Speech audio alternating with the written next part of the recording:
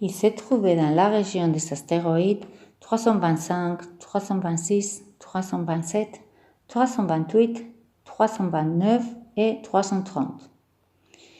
Il commençait donc par les visiter pour y chercher une occupation et pour s'instruire.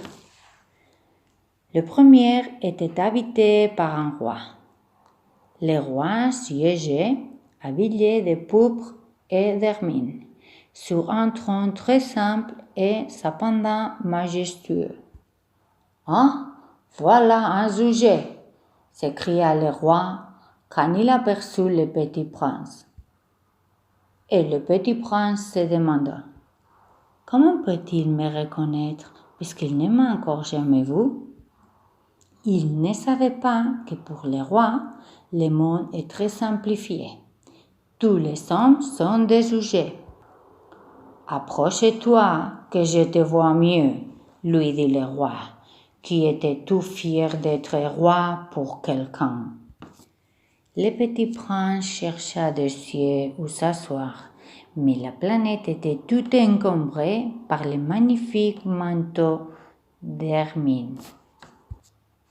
Il resta donc debout et comme il était fatigué, il bâilla. « Il est contraire à l'étiquette de bâler en présence d'un roi, » lui dit le monarque. « Je te l'interdis. » « Je ne peux pas m'en empêcher, » répondit le petit prince tout confus. « J'ai fait un long voyage et je n'ai pas dormi. » « Alors, » lui dit le roi, « je t'ordonne de bâiller. » Je n'ai vu personne bâiller depuis des années. Les bâillements sont pour moi des curiosités. Alors, bâillez encore, c'est un ordre. Ça m'intimide. Je ne peux plus, fit le petit prince tout rougissant. Répondit le roi. Alors, je t'ordonne tantôt de bâiller et tantôt de... Il bredouillait un peu et pagesait veillait, car le roi tenait essentiellement à ce que son autorité fût respectée. Il ne tolérait pas la désobéissance. C'était un monarque absolu, mais comme il était très bon, il donnait des ordres raisonnables. Si j'ordonnais, disait-il couramment, si j'ordonnais à un général de se changer en au-dessus du maire, et si le général n'obéissait pas, ce ne serait pas la faute du général, ce sera ma faute. Puis-je m'asseoir? S'inquiéta timidement le petit prince. Je t'ordonne de t'asseoir, lui répondit le roi, qui ramena majestueusement un pan de son manteau d'hermine. Mais le petit prince s'étonnait. La planète était minuscule. Sur quoi le roi pouvait-il lui agénie? Sire, lui dit-il, je vous demande pardon de vous interroger. Je t'ordonne de m'interroger. C'est à toi de dire le roi. Sire, sur quoi régnez-vous?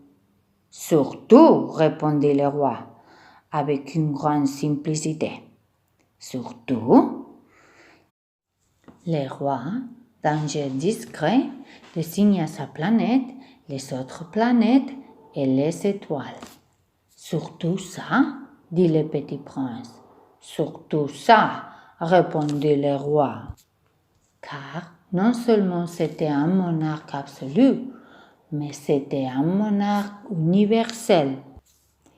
Et les étoiles vous obéissent? Bien sûr, lui dit le roi. Elles obéissent aussitôt. Je ne tolère pas l'indiscipline. À tel pouvoir émerveilla le petit prince.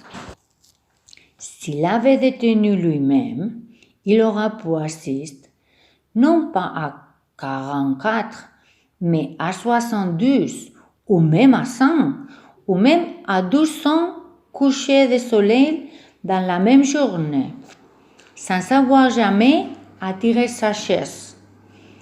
Et comme il se sent un peu triste à cause du souvenir de sa petite planète abandonnée, il s'enhardit à solliciter une grâce du roi. Je voudrais voir un coucher de soleil. Faites-moi plaisir, ordonnez au soleil de se coucher. Si j'ordonne à un général de voler d'un fleur à l'autre à la façon d'un papillon, ou d'écrire une tragédie, ou de se changer en huisseau de mer, et si le général n'exécutait pas l'ordre reçu, qui de lui ou de moi serait dans son tort? Ce serait vous, dit fermement le petit prince.